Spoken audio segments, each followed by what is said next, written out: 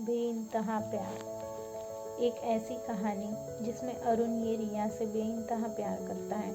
अरुण और रिया एक ही कॉलेज में पढ़ते हैं। अरुण ये पिराऊ लड़कों की तरह होता है और रिया एक सिंसियर लड़की होती है। कॉलेज में पहले दिन रिया जल्दी पहुंचती है और अपनी गाड़ी पार्क करती है। कुछ देर बाद अरुण अपनी कार से कॉलेज आता है और रिया की गाड़ी को पार्क करते समय अरुण की गाड़ी टकरा जाती है। जाते जाते रिया रुक जाती है और अरुण को डांटने लगती है कि तुमने मेरी गाड़ी गिराई है और तुम ही इसे ठीक करोगे और अच्छे से पार्क करोगे। फिर रिया वहाँ से चली जाती है। अरुण अपने दोस्त को बोलता है कि यह लड़की किस तरह की है, हमेशा चिड़चिड़ करती रहती है, न इसे रहने का ढंग है। तभी अरुण की दोस्त बोलती है वो ऐसी ही है, अच्छी और सीधी सादी लड़की है। फिर वो लोग कैंटीन में चले जाते हैं और जूनियर की रैगिंग देने लगते हैं। वह बच्चों को लाल मिर्च खाने लगाते हैं। एक लड़की को लाल मिर्च की एलर्जी होती है। जूनियर प्रिंसिपल के पास अरुण की शिकायत करते हैं। उसके बाद प्रिंसिपल सर अरुण को बुलाते हैं और कॉलेज से निकाल देने की बात बोलते हैं। तभी अरुण प्रिंसिपल सर से रिक्वेस्ट करता है कि ऐसा ना करे और उसे कॉलेज के लिए कोई काम करने देने के लिए बोलता है। तब प्रिंसिपल सर उसे रिहर्सल डिपार्टमेंट में जाके मदद करने का काम देते हैं, जिसकी हेड रिया होती है। रिया और अरुण की कभी भी वहाँ नहीं पड़ती, पर अरुण को धीरे धीरे रिया का वो डांटना और उसका बात करना अच्छा लगने लगता है। उसे वो पसंद करने लगता है।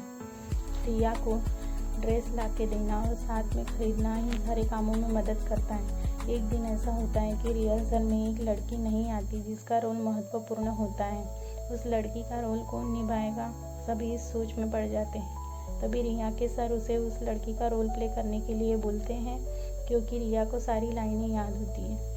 रिया इस लड़की की जगह रोल प्ले करती है और अरुण सपने में अपने आप को लड़की की जगह महसूस करता है। थोड़ी ही देर में अरुण सपने से बाहर आता है और रिया को और भी पसंद करने लगता है। रिया भी अरुण से अब अच्छे से बात करने लगी है। धीरे धीरे दोनों की नज़दीकियाँ बढ़ने लगी हैं। रिया अपने कमरे में होती है। तब अरुण कमरे में जाता है और रिया को कॉफ़ी के लिए पूछता है। तब रिया पहले नहीं बोलती है, पर बाद में वो उसके साथ कॉफ़ी पीने चली जाती है।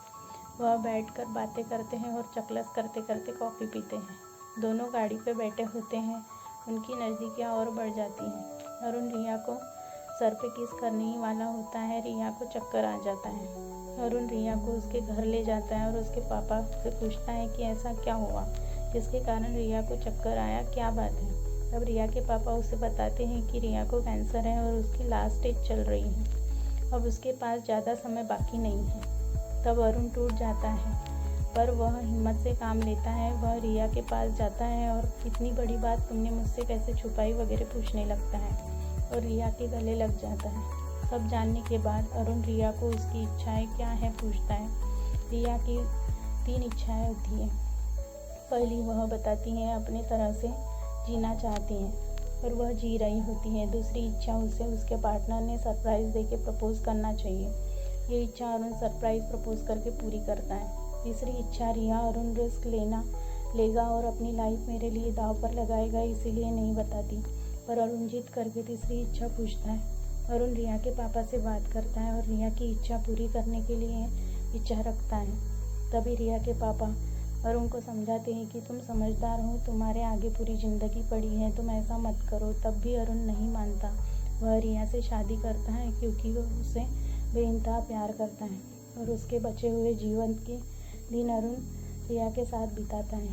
3 महीने बाद रिया भगवान के पास चली जाती है। फिर भी अरुण रिया की यादों के सहारे अपना जीवन बिताने लगता है। यह है बेइंतहा प्यार। लोग मोहब्बत की यादों में भी ज़िंदगी निकाल देते हैं।